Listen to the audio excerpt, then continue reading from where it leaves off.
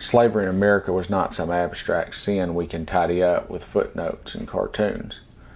It was a daily terror, a system built on the breaking of human beings until they were stripped of name, lineage, and hope.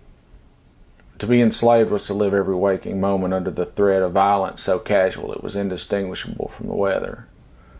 A whip split your back for moving too slowly, a lash fell for daring to look a man in the eye. A child was sold away from his mother as easily as a mule, and the screams that followed were drowned out by the auctioneer's call for bids. There is no softening this. There is no clever spin that makes bondage preferable. It was a theft of life day after day for generations.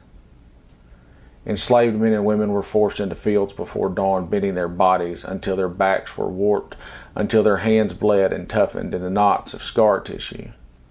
They harvested cotton in the heat of Mississippi summers, and rice and swamps and tobacco that clung to their lungs like poison. They were denied shoes and medicine, denied even their own names, whipped for praying, whipped for speaking their mother tongue, whipped for showing the smallest flicker of resistance in their eyes. The women endured an additional hell. They were prey in their own cabins, subject to the whims of these masters. Rape was not an aberration, but an institution, a weapon used to produce more property children born already enslaved. Their fate sealed at birth. Husbands stood powerless. Wives endured silently or fought and suffered worse. Daughters learned too soon that they had no protection. Every intimacy was violated. Every relationship was shadowed by the knowledge that it could be destroyed in an instant by a sales slip or an owner's desire. And yet still they carved out humanity where none was allowed. They sang spirituals in fields and carried codes for escape. They wove African rhythms into new songs that would one day give birth to the blues and gospel and jazz. They whispered stories at night to their children so that memory could outlive the overseer's lash. And they built resistance in the quiet and sometimes in fire and flight, reminding the world that no chain can fully hold the human spirit. There is no pain in this world like the scream of a mother watching her child carried off to the auction block. If you can imagine it, the sun beating down on the courthouse square, men in waistcoats laughing and tallying their bids, and in the middle of it all, a child pulled from the arms that bore them. Small hands reaching, a voice breaking, his mother collapsing as strangers drag away her baby. That child will never see her face again. He will be raised by those who see him as nothing more than labor and profit and property, and she will wake every morning for the rest of her life, still aching for the child she can no longer feed, her soul clawing at a void that can never be filled. And this was not rare. This was not an accident.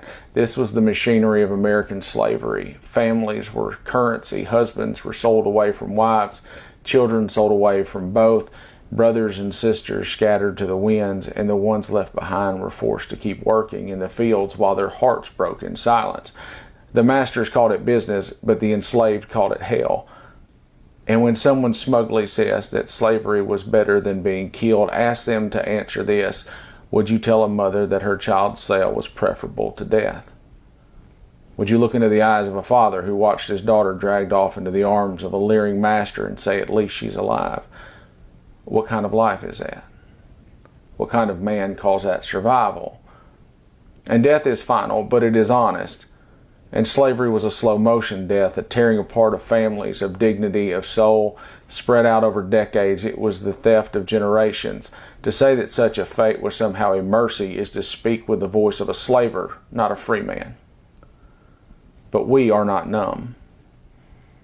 So remember the ships where black bodies lay chained in darkness, unable to move, suffocating in the stench of their own survival. Remember the branding irons pressed to flesh, the iron collars that cut into throats, and the runaway notices nailed to courthouse doors as though men and women were livestock. Remember lynchings staged as town carnivals, postcards of black men hanging from trees passed around like trophies. Remember Tulsa and Rosewood and Elaine, Arkansas, and the burning of futures that dared to bloom. This is the inheritance of slavery, and no cartoon will ever wash it clean. Defiance till death.